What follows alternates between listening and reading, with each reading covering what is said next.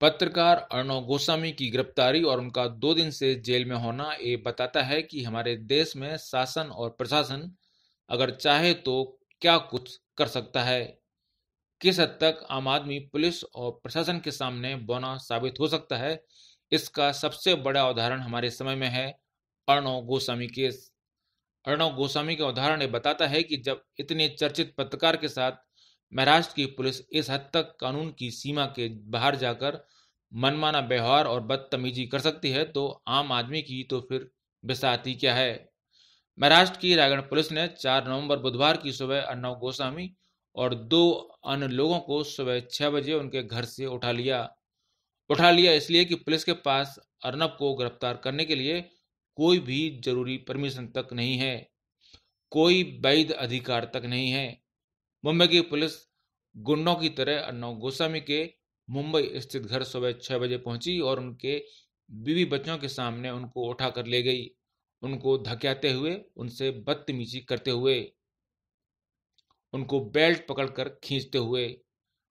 Mumbai police को गुंडा इसलिए कह रहे हैं कि मुंबई पुलिस के पास अर्णव गोस्वामी की गिरफ्तारी से जुड़े कागज तो जरूर नहीं थे, लेकिन हथियार तो AK-47 जैसे भी थे। किसी भी आम आदमी की इस समझ से बाहर हो सकता है कि एक पत्रकार को गिरफ्तार करने के लिए जाने वाले जवानों के पास AK-47 जैसे हथियार क्यों होना चाहिए। अर्णव के घर में घुसते समय पुलिस की गुंडागर्दी का आलम यह था कि पुलिस ने अर्णव गोस्वामी के घर तक जाने के सभी रास्ते बंद कर दिए थे। यही नहीं, अर्णव की गिरफ्तारी के लिए गई मुंबई पुलिस की टीम के साथ एनकाउंटर स्पेशलिस्ट भी थे। महाराष्ट्र सरकार ने अर्णव की गिरफ्तारी के लिए किस कदर तैयारी की थी, इसका अंदाजा इससे लग सकता है कि इस टीम का नेतृत्व एक इंस्पेक्टर रैंक का ऐसा अधिकारी सचिन बाजे कर रहा था जिसे 63 कथित अपराधियों की मौत के लिए जिम्मेदार माना जाता है और जो कस्टोडियल डेथ के आरोप में 2004 में ही निलंबित हो चुका था। सिर्फ इतना ही नहीं, जिसने 2007 में पुलिस फोर्स से इस्तीफा भी दे दिया था, वह भी इसलिए कि सरकार ने उसे सेवा में वापस लेने से इनकार कर दिया था। लेकिन मुंबई पुलिस ने कोविड-19 की चुनौतियों से निपटने के नाम पर पुलिस बल की कमी का हवाला देते हुए जून 2020 में उसे फिर से पुलिस फोर्स में शामिल होने का मौका दिया और सचिन बाजी ने पुलिस बल में आने के बाद पहला उल्लेखनीय काम यही किया है कि उसने अर्णव गोस्वामी को गिरफ्तार किया है या फिर उससे करवाया गया है। अर्णव को 52 वर्षीय इंटीरियर डिजाइनर अनवर नायक की आत्महत्या के लिए उकसाने के मामले में गिरफ्तार किया गया है। यह एक ऐसा मामला है जिसे पुलिस पहले ही क्लोज कर चुकी है और अदालत में इसकी क्लोजर रिपोर्ट भी दाखिल कर चुकी है। अर्णव पर IPC की धारा 306 के साथ साथ धारा 34 भी लगाई गई। अर्णव को मुंबई से गिरफ्तार किया गया था और बाद में उन्हें रायगढ़ जिले के अलीबाग जिले में रखा गया है। लेकिन अर्णव को जिस कानून के तहत गिरफ्तार किया गया, उस पर सोशल मीडिया पर लगातार बहस चल रही है। कई केंद्रीय मंत्री इसे इमरजेंसी कह रहे हैं, कई लोग इसे अभिव्यक्ति की आज़ादी के खिलाफ कह रहे हैं, तो कई लोग इसे प्रेस की आज़ादी पर हमला बता रहे हैं। पर एक बात सभी के मन में साफ है कि बंद पड़े केस को महाराष्ट्र सरकार ने दोबारा राजनीतिक बदले की भावना से खोला है। लेकिन एक तबका ऐसा भी है जो कहता है कि मामला आत्महत्या के लिए उकसाने का है, जिसे प्रेस की आज़ादी या अभिव्यक्ति की आज़ादी से नहीं जोड़ा जाना चाहिए। इसलिए यह समझना जरूरी है कि IPC की धारा 306 क्या है, जिसके तहत अर्णव गोस्वामी को गिरफ्तार किया गया। भारतीय दंड संहिता यानी IPC में किसी व्यक्ति को आत्महत्या के लिए उकसाने को लेकर धारा 306 का प्रावधान है। ये धारा उसी पर लगाई जाती है जिसने किसी व्यक्ति को खुदकुशी के लिए मजबूर किया हो। जिस इंटीरियर डिजाइनर अनवर नायक को खुदकुशी के लिए उकसाने का आरोप अर्णव गोस्वामी पर लगाया गया है, दरअसल उन्होंने मरने से पहले एक सुसाइड नोट लिखा था। अनवर नायक ने इस नोट में आरोप लगाया था कि वो और उनकी मां ने इसलिए जीवन खत्म करने का फैसला लिया क्योंकि अर्णव के साथ फिरोज शेख और नितेश शारदा ने 5 करोड़ 40 लाख रुपए का भुगतान नहीं किया था। इसी सुसाइड नोट के आधार पर अर्णव गोस्वामी पर IPC की धारा 306 लगाई गई। लेकिन खुदकुशी के लिए उकसाना कब और कैसी परिस्थिति में माना जाएगा, इसको IPC की सेक्शन 107 में अलग से परिभाषित किया गया है। इसके तहत 3 बातें आती हैं। पहला, जब किसी ने सुसाइड करने में जानबूझकर मदद की हो, यानी सुसाइड के लिए किसी को जानबूझकर रस्सी देना, कुर्सी लगा देना, तेल छिड़क देना, माचिस देना आदि।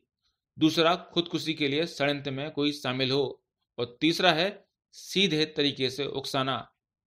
इन तीनों तरीकों में से किसी भी तरीके से अगर कोई व्यक्ति दूसरे व्यक्ति की खुदकुशी के लिए जिम्मेदार है तो उस पर धारा 306 लग सकती है।